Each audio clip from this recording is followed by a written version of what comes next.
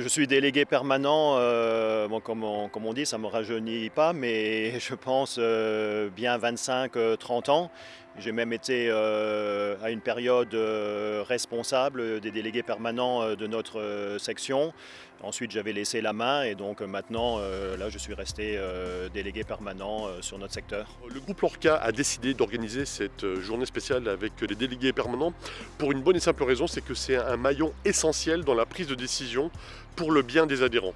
Comme vous le savez, on a toujours vocation à partager toutes les décisions que l'on prend dans le groupe Lorca avec le conseil d'administration, le comité de direction et les délégués permanents. C'est toujours un plus pour pouvoir être au courant un petit peu des informations propres à la coopérative.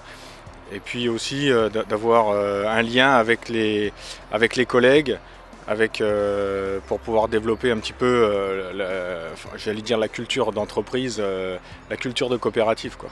Alors le délégué permanent a un rôle important dans la coopérative parce que le conseil d'administration c'est à peu près un administrateur pour 100 adhérents et pour 100 adhérents on a à peu près 6-7 délégués permanents.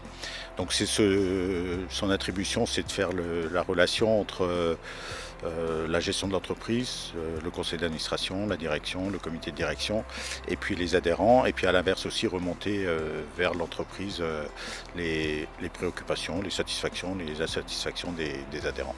Alors, lors de chaque assemblée générale de section, le délégué permanent peut se présenter et il est renouvelable donc tous les ans. S'il souhaite, bien sûr, c'est un adhérent qui est présent et puis il participera de ce fait-là à la vie de la coopérative et participera aux décisions, donnera son avis, exprimera ses besoins lors de réunions spécifiques délégués permanents. L'année 2025, elle est charnière.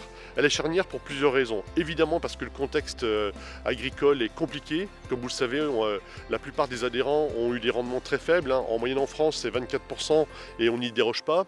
Avec des intrants qui sont encore élevés, une inflation élevée et un contexte où les taux d'emprunt sont élevés. Donc plus que jamais, on se doit d'être soudés, unis et d'avoir une bonne cohésion. Et il n'y a rien de mieux que de prendre des décisions que de les prendre en groupe. C'est l'ADN du groupe Lorca et je compte vraiment sur cette réunion auprès des délégués permanents pour pouvoir prendre ensemble les bonnes décisions et relayer les bonnes informations auprès de tous les adhérents. J'ai décidé d'être délégué permanent pour m'investir un petit peu dans la coopérative, pour avoir des infos, être au courant de l'actualité sur notre coopérative Lorca. Alors pour être délégué permanent, c'est renouvelé à chaque assemblée de section, il faut être adhérent de la coopérative. Donc adhérent de la coopérative, invité aux assemblées de section, ça repose beaucoup sur le volontariat.